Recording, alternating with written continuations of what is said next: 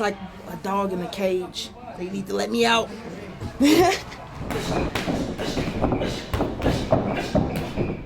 I've been stunned before, but knocked out, no. The only time I've ever been stunned is by a guy.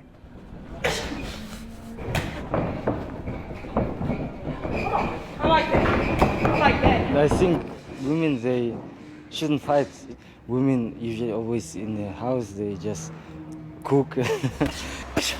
I don't want to cook. I cook when I'm hungry. I don't want to have kids. I have them when I'm ready. That's your choice for me, not God's. When I was an amateur, I didn't have much skills then, but I was learning to have skills. I learned my jab and my right. So my 1-2 was my best punches. And I would throw them relentlessly in a fight. I would be getting hit, my head would be flying back, but I would still be throwing my 1-2 in. Before I know it, the girl would either fall or give up. And the coach was like, I'm just gonna call you merciless, because no matter what's happening, you still throwing punches and you will not stop beating on these girls. The only thing that makes me different than a male boxer is I'm a female, and they don't put me on TV.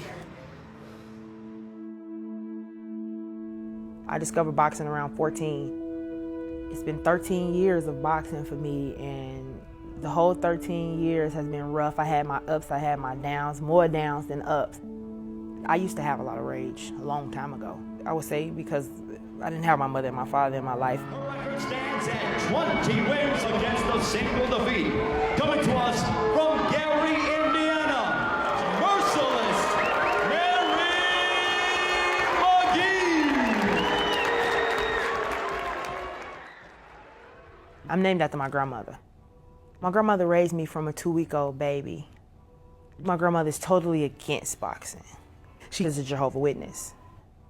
When I was an amateur, I started winning tournaments, like Golden Gloves and stuff like that. And it started getting in the newspaper, and the Kingdom Hall got a whiff of that. And they told my grandmother either I quit boxing or move out. By this time, I was about 17. So my grandmother told me, she was like, well, Mary, you can't live in my house and box, so you're gonna have to quit. So I told her, okay, Grandma, I quit. But I didn't. There was one particular time I had to go to Indianapolis and fight. So I was like, I could just tell my grandma I'm going to a basketball game and go fight. So that's what I did. But I didn't know that they put the fight on a local channel in Indianapolis, and my auntie saw it. And she called and told my grandmother, Mary did good. I saw her fighting on TV today. My grandma said, you saw her fighting on TV? And she was like, yeah. She said, that heifer lied to me. That's exactly what she said. She called me and she was like, I was 17. She's like, you know you can't come home, right? I had never loved doing something so much. And then for somebody to tell me that I couldn't deal with that. I actually been living on my own ever since that. April, May, June. My brother died June 2nd. And then July 24th, my promoter died. A month after that, I fought and I lost my first fight. I became 17-1. The whole team fell apart, so I was sitting out for 2.5 years or so, no fights, nothing.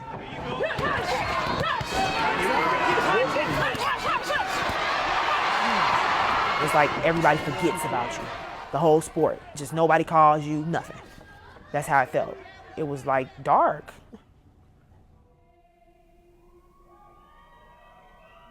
Mary's back. You have to have the skill and you have to have the will, but the will have to be stronger than the skill.